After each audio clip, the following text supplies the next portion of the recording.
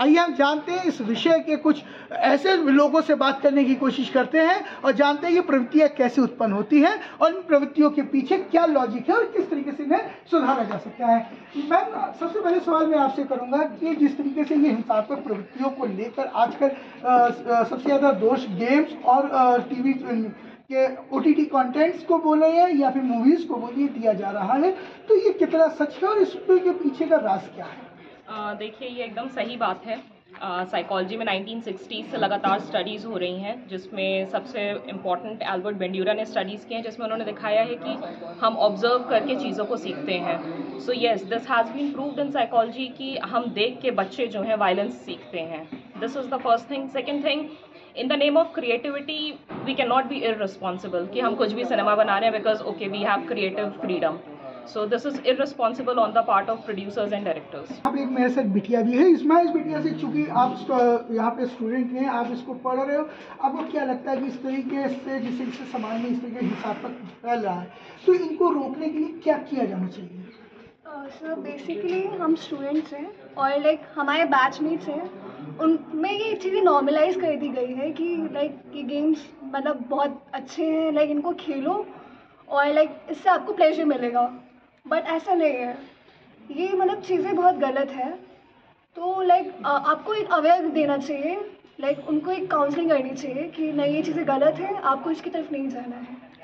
Sir, ये जो चीज़ें सही हैं कि गेम्स की तरफ नहीं जाना चाहिए, आपको अवेयर होना चाहिए। हमारे साथ एक और फैकल्टी हैं और हम इनसे भी जानने की कोशिश करते हैं कि जिस तरीके से आज का सब तनाव भरा वातावरण है, ये जो पूरा तनाव भरा वातावरण है, इस वातावरण की वजह से भी कई चीज़ें ऐसी होती हैं जिनसे हिंसात्मक प्रवृत्तियाँ जागृत होती हैं। तो इन चीज़ों को किस तरीके से कंट्रोल करना चाहिए, हमें क्या करना चाहिए अपनी लाइफ में ताकि इन चीज़ों पर हम प्रिवेंट कर सकें? तनाव की जब आप बात कर रहे हैं तो यहाँ पे मनोविज्ञान विभाग में तनाव को लेके काफ़ी रिसर्च होती रही है, इस पे कोर्स भी चलते हैं, जैसे स्ट्रेस एंड कोपिंग करके हम लोग मास्टर डिग्री में पढ़ाते हैं।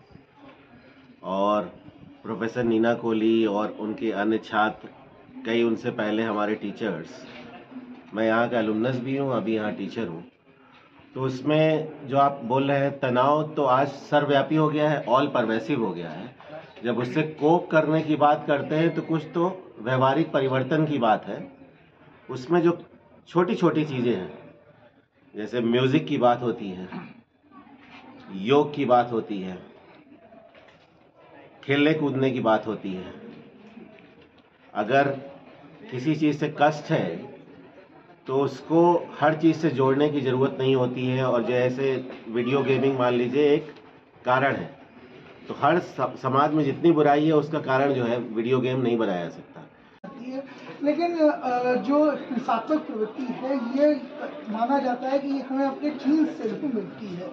तो जिस तरीके से हमारा जो जीन्स है ये इसमें किस तरीके से रिएक्ट करता है, और ये चीज़ें जो एडॉप्शंस होती हैं, जो इनको अपने अंदर एडॉप्ट करने की जो क्षमता होती है जीन्स की, तो इनको किस तरीके से प्रोवोकनेस में किया जा सकता है लाइफ से, और इसको किस तरीके से सुधारा जा सकता है? नमस्कार। जिस समस्या पे हम चर्चा कर रहे हैं वो निसंदेह बहुत जटिल समस्या है और समाज पे इसका असर दिखना शुरू हो गया है और आने वाले समय में भी दिखेगा। जो आपका सवाल था कि क्या रोल है जेनेटिक्स का, तो निसंदेह कुछ रिसर्चेज तो जेनेटिक्स का रोल दिखाती हैं, लेकिन अगर हम लोग पॉपुलेशन की बात करें तो पॉपुलेशन में ज़्यादातर लोग जो हैं उसमें लर्निंग का ही रोल है।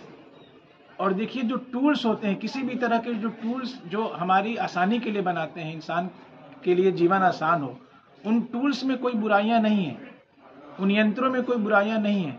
हम उसे यूज कैसे कर रहे हैं, इसमें थोड़ा सा हमें इंसान को खुद को कंट्रोल करना है। बच्चों से भी बात करूं, उनसे भी जानना की कोशिश करते हैं कि ये क्या समझते हैं। बेटा, आप लोग पढ़ रहे हैं यहाँ पर, आप लोग पहले एक ग्रुपिंग होती थी दोस्त यारों की और आप लोग बैठ के गेम्स खेलते थे, आज वो चीज़ें बंद हो गई, तो ऐसे क्या लगता है कि इसमें कितना परिवर्तन आ गया है लाइफ?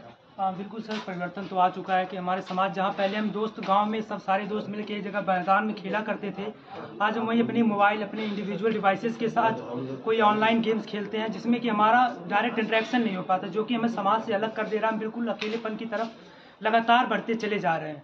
और जैसे कि बात बेटा आप क्या कहना चाहेंगे इस विषय पर?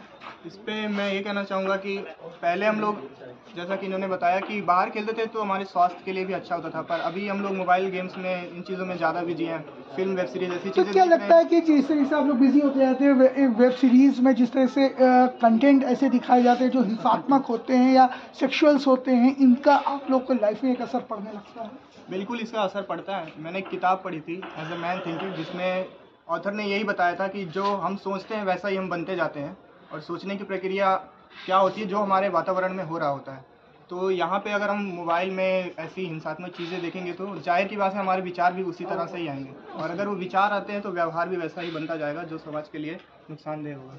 तो कहीं ना कहीं बच्चों का भी यही कहना है कि समाज में हम लोग जिस तरीके से ज़िंदगी जी रहे हैं, ये एकाकी जीवन अपने आप में काफ़ी भयानक है, और कहीं ना कहीं ये एकाकी जीवन हमें हिंसात्मक प्रवृत्तियों की ओर लेके जाता है, क्योंकि धीरे धीरे जिस तरीके से हमारे जीन्स में हिंसा बसी हुई है। क्योंकि अगर हम अपना इतिहास देखते हैं तो हजारों साल पहले हम एक आदिवासी थे, और आदिवासी जिंदगी से आज हम बदलते बदलते एक मॉडर्न जिंदगी में आ गए हैं।